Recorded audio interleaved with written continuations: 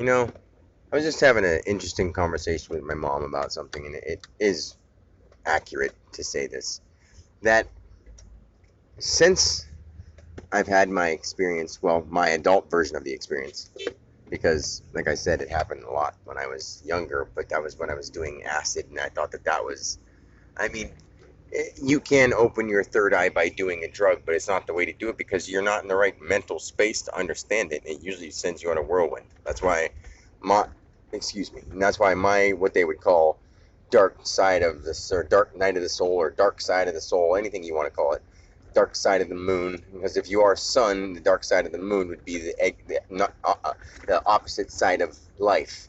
So all those things are reference to just being outside yourself and learning more about the true inner you, because there is no inside of anybody. Like there's, like when you say inside, that's like going inside your human self to realize that you're it and all things.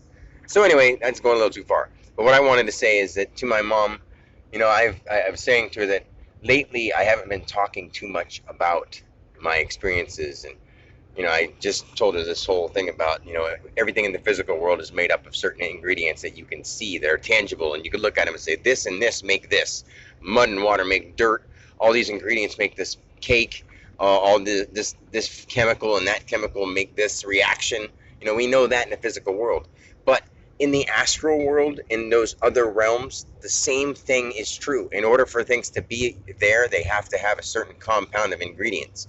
But when you get to the astral and the invisible world, there are so many more possibilities because it operates off of people's mentalities. Basically the collective consciousness of all living creatures and people and things is the astral ingredients, which there are so many of. There's just too much to even fathom. When you get to that point where it's something you can't fathom, it's something even more unfathomable. So I don't even know how to explain that, but this isn't something that is, just got in my system one day and I'm just going to go on about it and write a book and that's it. Like, this is life. This is God speaking through a human being on earth. And it's not going to end because this is forever. There is no end to this. Until I die, there is no end to this because I'm it. I mean, everybody's it. But until they really believe it and they say it and they know it, they're not. Because they're denying themselves. And I won't deny myself. It's just I have to conform to everyone around me and their expectations of me. Say it's a government, say I got a room full of police officers and government people and political people and judges, all those people think they're high and mighty. But what makes them high and mighty? Nothing.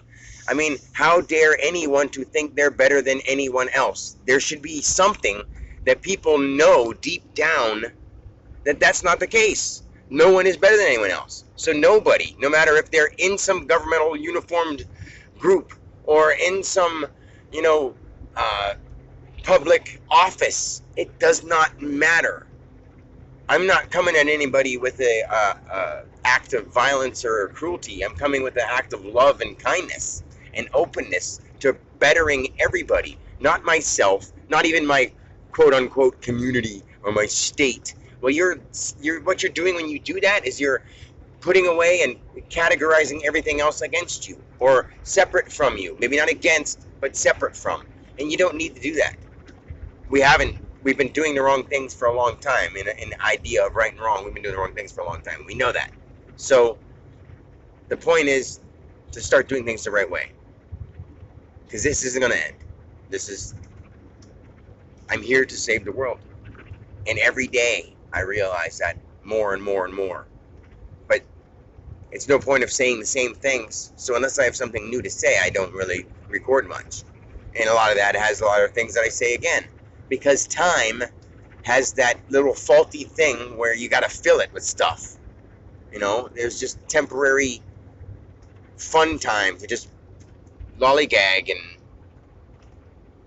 possibly go astray, which is what most people are doing in the meantime. In the meantime, people are going astray instead of focusing.